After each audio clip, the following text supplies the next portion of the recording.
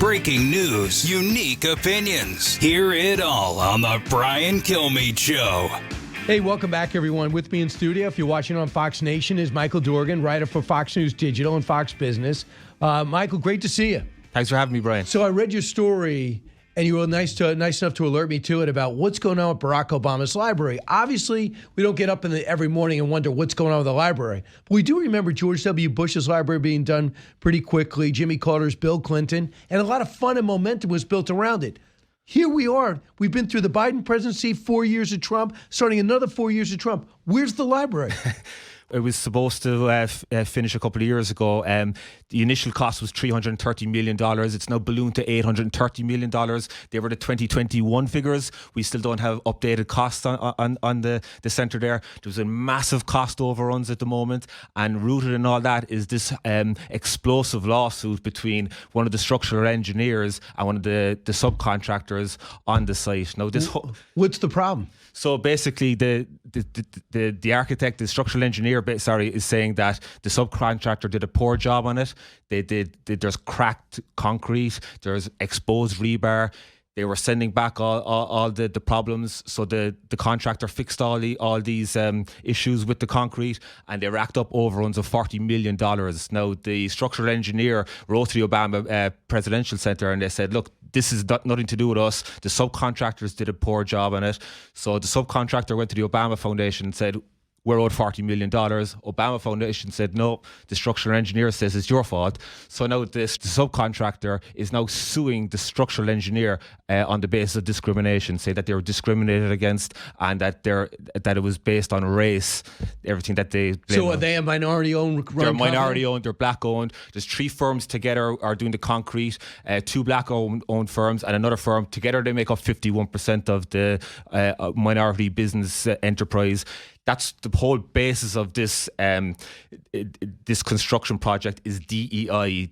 All these subcontractors, they have to reach a minimum standard, 35% minority-owned business. And here we have a situation where one of the minority-owned businesses is now suing the structural engineer on the basis of racism. It's incredible. So his quest to be equal and fair and use DEI has screwed up his whole and cost overruns at his library. How close is it to being done? They're saying 2026, but as I said, there's been numerous delays in the last couple of years. We're not exactly sure. I think 2026 was the last figures given to us, so we have to take them on their word for that. Now, the concrete has been finished. If you see on Fox News Digital, we've got some great drone footage there. The museum part of the centre is 235 feet tall. It's a big concrete, right, almost like a wooden stub, and that's where the museum is going to go. The concrete is finished on that. I know they're putting on the outside of that at the moment.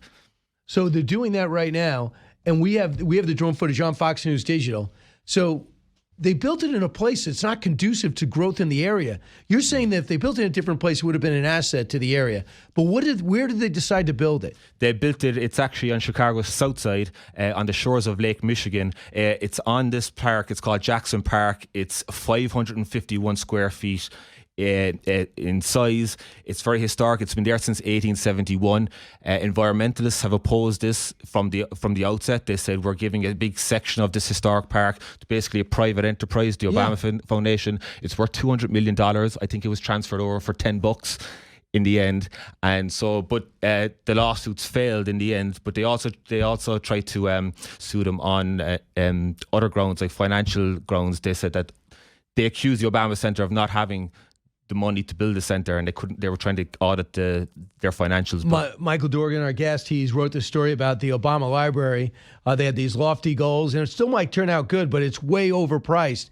Now we find out the Obama Library is the first not to take any federal funds for the library. Yeah, it's not exactly a library. You see, there's restrictions on presidential libraries. They can only be 70 feet tall.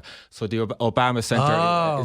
So you release yourself from the restrictions if you don't take any money. Yeah. So there's a lot of legal wranglings going on here to get this big, huge center built. Like it's going to be a museum. That big concrete structure is a museum. There's going to be a digital library, but it's not actually going to be a presidential library, and that's how they kind of get around these legal restrictions. Also, I see that it's a 19-acre plot. I see that in the past, Chicago residents are basically being displaced because of what Obama Presidential Center is bringing to the community. They got to clear a lot of these people out. So here you are trying to revitalize a section of Chicago, but instead you're forcing Chicago residents out.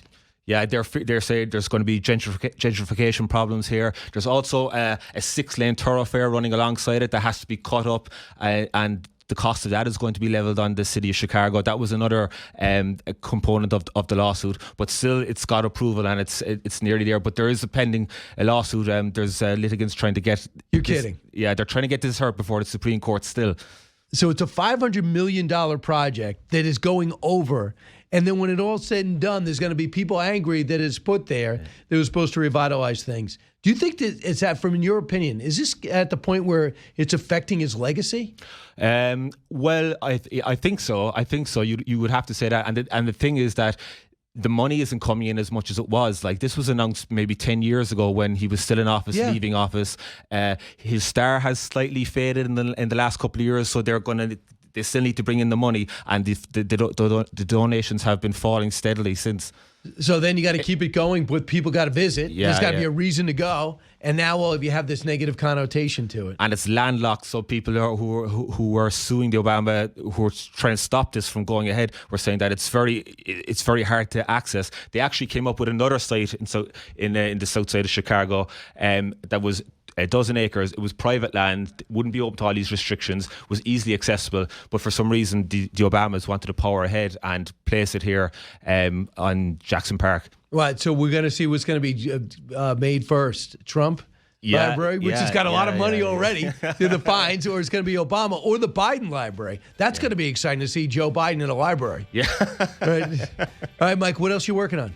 So, so a couple of things. So we're always with the breaking news on Fox News Digital. I'm following up on this story. There's a lot more to come on this story. I have sources telling me on the ground in the Obama Center that there are one or two businesses, minority-owned businesses, are on the verge of bankruptcy here because of the overruns. So we're looking into that. I've got some good stories. Thanks, Michael.